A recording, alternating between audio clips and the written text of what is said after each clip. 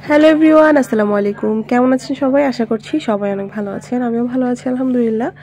এর আগে আমি আমার বোনের ভিডিও বিয়ের যে ডালা প্রিপারেশনের ভিডিও ছিল সেটা আমি দিয়েছি। আজকে ডালাটা ওদের বাড়িতে পাঠানোর পালা। তো আমার মেয়েরা ড্রেস পরে নিচ্ছে, তো ওদেরকে ওদের খালামণি মেকআপ করে দিচ্ছিল। তো এরপর আমার ছেলেও এখানে রেডি হয়ে গেছে, কিন্তু লাস্ট মোমেন্টে আমার আব্বাজানের মনটা একটু খারাপ হয়ে গিয়েছিল। কেন আমি সেটা জানি না, কিছু একটা নিয়ে ওর মন খারাপ হয়ে গিয়েছিল।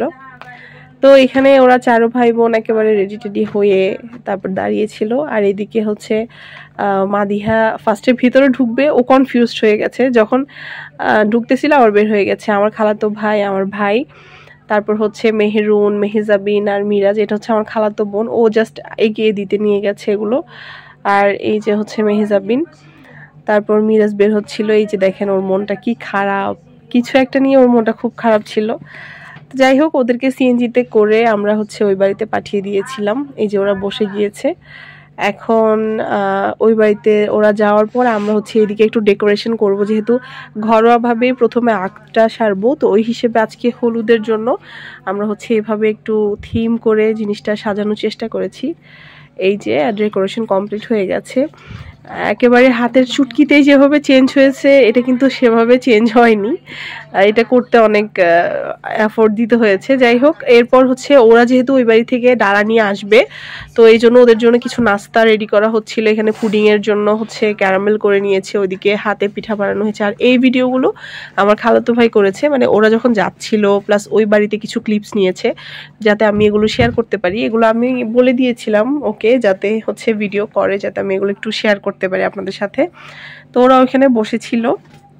এরপর ওখানে নাস্তা করেছে, নাস্তা করে তারপর এসেছে।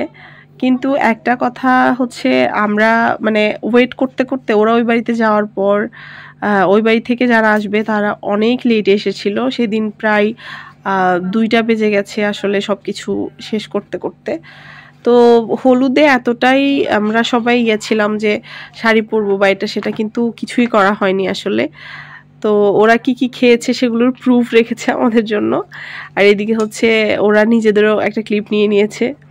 যাই হোক, এখানে এটা সাজানোর পর দেখেন মিনি কিভাবে শুয়ে ঘুমাচ্ছে। ওর আরাম লাগতেছিল আর কি, সাজানো গোছানো দেখলেই ওর তখন শুইতে ইচ্ছা করে, সব জায়গায় এমন।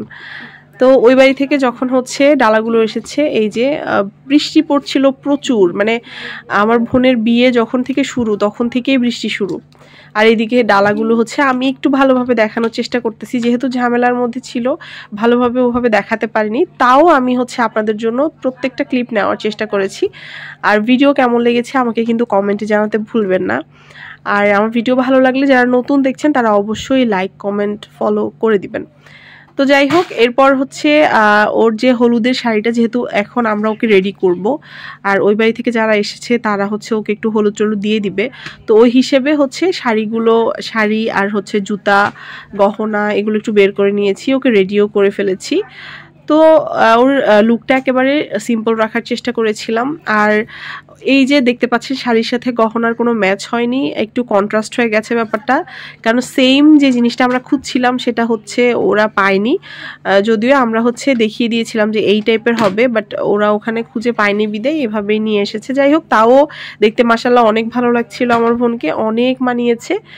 আর এই যে ফুলটা কন্ট্রাস্টের মতো হয়ে গেছে, তারপরেও সুন্দর ছিল।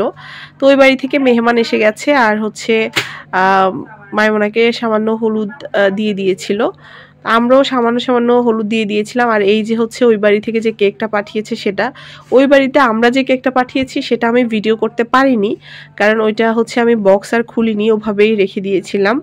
আর এখানে এই যে কেকটা অনেক মজা ছিল, তবে তখন আমরা সাথে সাথে খেতে পারিনি, ঝামেলায় সময়টা চলে গেছে। একটু টেস্ট করেছি, অনেক ভালো লেগেছিল।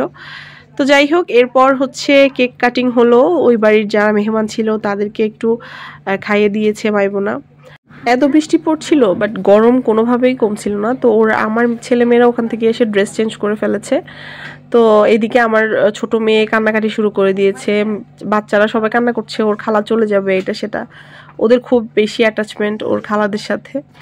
যাই হোক, আজকের ভিডিও এখানেই শেষ করছি। সবাই দোয়া করবেন আমার বোনের জন্য। আল্লাহ হাফেজ।